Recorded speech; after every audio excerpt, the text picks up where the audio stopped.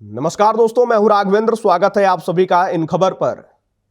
एक मुलाकात इन दिनों काफी चर्चाओं में है। मुलाकात है आजमगढ़ से सपा सांसद धर्मेंद्र यादव और अवध ओझा की। जी हां, यूपीएससी टीचर अवध ओझा और धर्मेंद्र यादव की मुलाकात दिल्ली में हुई। 7 तारीख का एक वीडियो सोशल मीडिया पर चर्चा का विषय बना हुआ है।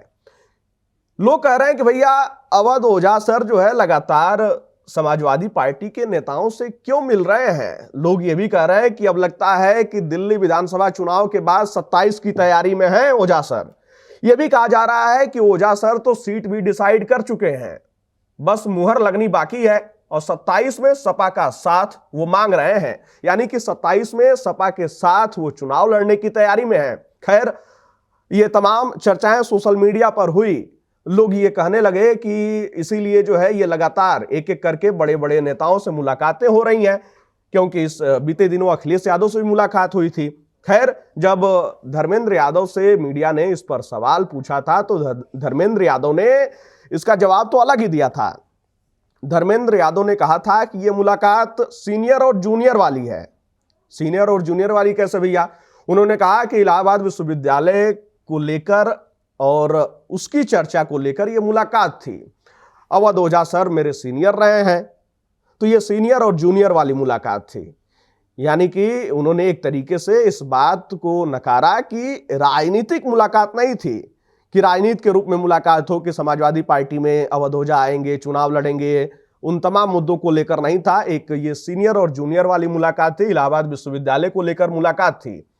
लेकिन आपको बता दें कि अवध ओझा बीते दिनों अखिलेश यादव से एक कमरे में मुलाकात करते हुए नजर आए थे, जहां पर चेहरे पर मुस्कान भी थी और तमाम तरीके की चर्चाएं भी हुई थी, जहां के फोटो जो है सोशल मीडिया पर काफी वायरल हुए थे।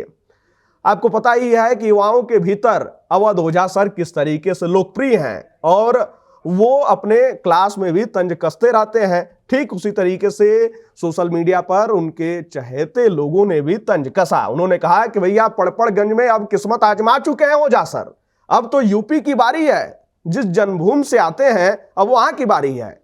आपको बता दें कि दिल्ली विधानसभा चुनाव में पड़पड़गंज सीट से लोकसभा चुनाव अवध ओझा ने लड़ा था। उस समय उनका प्रचार प्रसार करने के लिए भी धर्मेंद्र यादव आए हुए थे।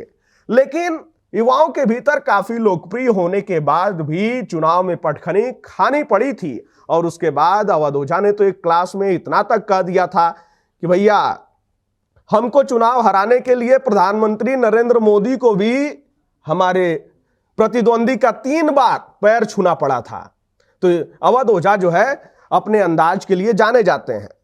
तो अवध ओझा ने तो जो है भैया ये तैयारी शुरू कर दी है जनता के हिसाब से, जो जनता कह रही है। लेकिन खैर, इस मुलाकात को धर्मेंद्र यादव ने कहा था कि यह मुलाकात सीनियर और जूनियर वाली थी, इसका राजनीतिक रूप से कोई लेना देना नहीं है।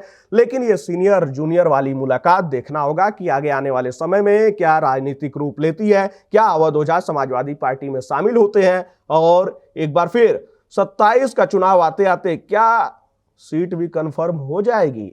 क्योंकि अवध ओझा सर तो भैया मौकाटेरियन है। अब देखना होगा कि मौका मिलता है तो फिर मौकाटेरियन बनते हैं एक बार फिर कि नहीं बनते हैं। खैर, आपको क्या लगता है कि अवध ओझा की ये लगातार मुलाकातें समाजवादी पार्टी के नेताओं से क्यों हो रही हैं? क्योंकि अवध ओझा तो अब कह चुके हैं कि भैया 27 में सपा सरकार बन रही है, अखिलेश यादव फिर मुख्यमंत्री बनेंगे। लेकिन आपको क्या लगता है? क्योंकि जनता की राय सर्वोपरि है, जनता ही सब कुछ जानती है, जनता से बड़ा चाणक्य कोई नहीं है। तो जनता ये बता ही दे कि आखिर उत्तर प्रदेश में क्या होने वाला है। क्या 27 में समाजवादी पार्टी के साथ अवध ओझा जाएंगे और चुनाव लड़ेंगे? आपको क्या लगता है? आप अपनी राय कमेंट बॉक्स में हमें जरूर बताइएगा।